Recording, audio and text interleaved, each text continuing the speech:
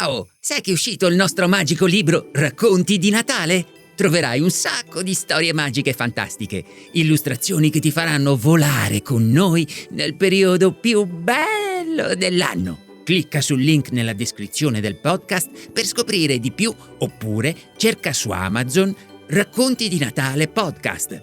E intanto, buon ascolto! Fiabe per bambini presenta Racconti di Natale, le storie da ascoltare tutti insieme intorno all'albero. La renna pasticciona.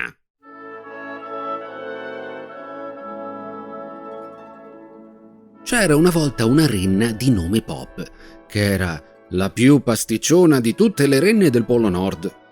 Pop purtroppo era molto goffa e sbadata e spesso faceva cadere le cose o inciampava nei suoi stessi zoccoli. Un giorno Babbo Natale chiamò tutte le renne a raccolta per prepararsi per la notte di Natale. «Sono molto orgoglioso di voi, renne», disse Babbo Natale. «Siete le migliori del mondo nel trainare la mia slitta e distribuire i regali ai bambini di tutto il pianeta». Ma poi si rivolse a Pop e gli disse: «Pop, so che sei il più pasticcione di tutte le renne, ma ho bisogno anche di te per aiutarmi stasera. So che puoi farcela se ci metti tutta la tua determinazione».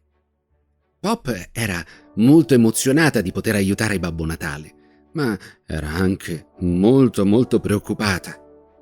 «Ma Babbo Natale», disse, «io non so volare come tutti gli altri». «Non preoccuparti, Pop», rispose Babbo Natale. «Non è necessario volare per aiutarmi stanotte. Basta che tu faccia del tuo meglio e che ti impegni al massimo». Pop annuì e si unì alle altre renne, cercando di fare del suo meglio per prepararsi per la notte di Natale. Ma era molto nervosa e temeva di deludere Babbo Natale. Quando arrivò il momento di partire, Pop si mise in fila con le altre renne e si preparò a trainare l'enorme slitta di Natale. Ma quando iniziarono a correre, Pop inciampò e fece cadere l'anello che teneva attaccata alla slitta. Le altre renne si fermarono e guardarono Pop con disapprovazione. «Pop, sei davvero il più pasticcione di tutte», lo rimproverò Onas, il capo delle renne. «Mi dispiace, Onas», rispose Pop mortificato. «Farò del mio meglio per non deludere Babbo Natale». Ma, nonostante i suoi sforzi, Pop continuò a fare pasticci per tutta la notte.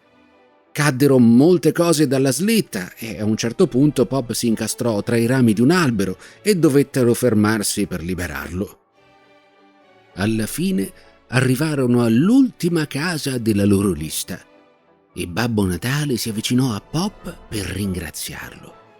«Pop, so che sei stato il più pasticcione di tutte le renne stanotte», disse con un sorriso. «Ma so anche che hai fatto del tuo meglio e che sei stato molto coraggioso. Grazie davvero per il tuo aiuto». Pop arrossì di piacere e di gratitudine. «Grazie, Babbo Natale», rispose. «Sono felice di aver potuto aiutare anche se non sono bravo come gli altri». «Non importa, caro Pop. La cosa importante è che tu abbia fatto sempre e comunque del tuo meglio».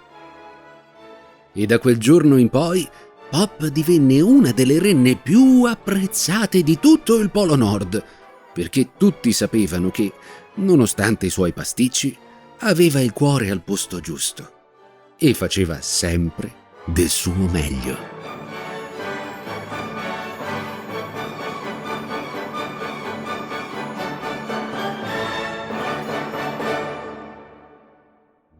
Ti è piaciuta la storia? Se vuoi, ascoltane un'altra insieme a noi.